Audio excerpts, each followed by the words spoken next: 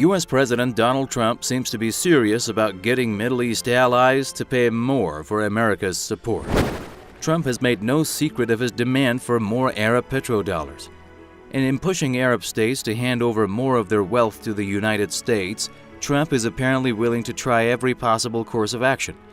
The U.S. president has been talking much about his desire to pull U.S. forces out of Syria. His repeated proclamations about an emerging exit strategy have caused jitters in some Arab capitals. That's because many regional Arab rulers, like Saudi Arabia's royal family, heavily depend on America's support. They fear any such withdrawal will create a vacuum that could destabilize them. Trump has in the past suggested that he could keep U.S. forces in Syria if regional allies agreed to pay the costs. Such statements have been in line with Trump's long-held policy that America's allies need to spend more and take more responsibilities. So that is what Trump is doing, blackmailing the Saudi family, royal family, and the Gulf for more money, because for that money he's going to use it to fix the American economy because it's in really bad shape, so he can fix his image inside of the United States because he has a lot of problems in scandals and other things.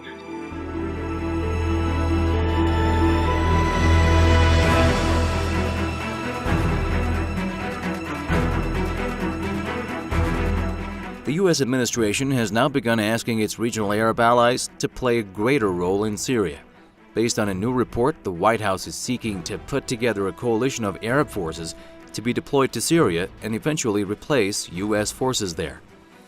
The U.S. has asked Saudi Arabia, Qatar, and the United Arab Emirates to contribute more military resources and billions of dollars. Many experts believe the Arabs have no appetite for getting directly involved on the ground in Syria. Any direct military involvement by America's regional allies in the war, especially when the U.S. itself keeps talking about withdrawal, is a far-fetched idea. By sending forces to Syria, Persian Gulf Arab governments would be moving into uncharted waters. This has led many observers to come to the conclusion that the United States has put the plan forward only to push its allies to pay more. Syria is different than any other country. It's different than Libya. It's different than any other country in the Arab world. As we've seen, the Syrian army today is stronger than ever in this war. They have controlled 85% of the Syrian land. They did a huge victory and a big success by shooting down 71 Tomahawk missiles out of 100.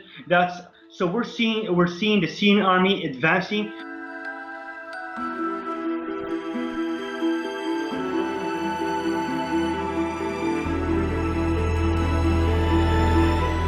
Since taking office last year, Trump has spared no effort to boost America's revenues. He has viewed the chaotic situation in the Middle East as an opportunity for business.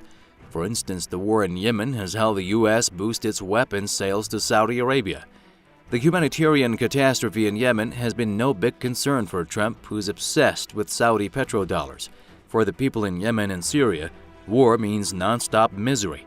But for the U.S., it's actually lucrative arms deals and geopolitical advantages. Trump's mindset leaves little doubt that his latest initiative for Syria is aimed at making the most financially. President Trump is trying to blackmail the Arab nations.